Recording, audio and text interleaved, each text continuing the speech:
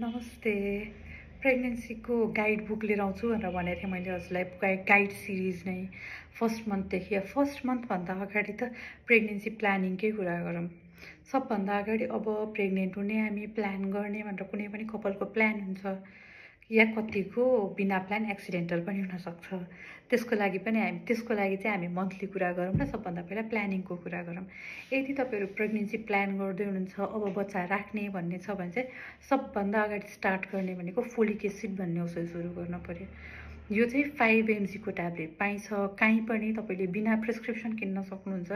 5 mg को folic acid at least 3 month अगाडिबाट सुरु गर्नुभयो भने बच्चाको ब्रेन डेभलपमेन्ट या न्युरो डेभलपमेन्टमा एकदम राम्रो हेल्प गर्छ। त्यो कारणले गर्दाखेरि फोलिक एसिड स्टार्ट गर्ने। र डायटमा यदि स्मोक गर्नुहुन्छ, ड्रिङ्क गर्नुहुन्छ भने कम्प्लिटली अभोइड गर्न पर्यो। हस्बेन्डले पनि वाइफले पनि। यो गर्दाखेरि हाम्रो शुक्रपिण्डको क्वालिटी पनि बढेर जाने र महिलाको अन्डाको क्वालिटी पनि बढेर जाने हुन्छ, जसले गर्दाखेरि भोलि हाम्रो फ्युचर बेबी एकदम हेल्दी राम्रो हुनसक्ने चान्सेस हुन्छ। अब आयो हाम्रो प्रेग्नेन्सीमा इन्भेस्टिगेसन पनि गर्नु पर्यो, जाँचहरू गर्नु पर्यो। के गर्ने त के हेर्ने त? सबैभन्दा पहिला भिडियो एक्सरे गरेर हेर्ने। भिडियो एक्सरे किन गरेर हेर्ने? पाठेघरमा कुनै समस्या छ या छैन, कुनै मासु पलाएको छ या डिम्बाशयमा केही समस्या छ, पाठेघरको भित्तामा केही समस्या छ भनेर हेर्नको लागि सबभन्दा पहिला भिडियो एक्सरे गर्नु पर्यो।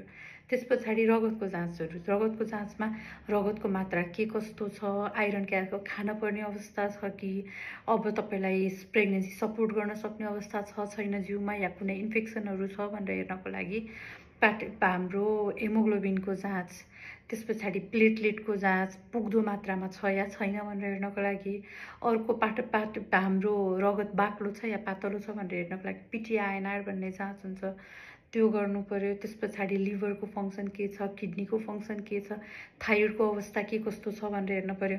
यदि आमामा थाइरोइडको रिस्क हाई छ या थाइरोइड देखिएको छ भने भोलि गएर बन्ने बच्चामा पनि थाइरोइड सरेर जान सक्ने या मानसिक रूपले अलिकति अस्वस्थ बच्चा जन्मिन सक्ने रिस्क हुन्छ। त्यो कारणले गर्दाखेरि थाइरोइड कन्ट्रोलमा आउन जरुरी छ। र थाइरोइड छ भने बच्चा बच्न पनि गाह्रो हुन्छ। त्यो कारणले गर्दाखेरि पनि थाइरोइडको जाँच गर्न जरुरी हुन्छ।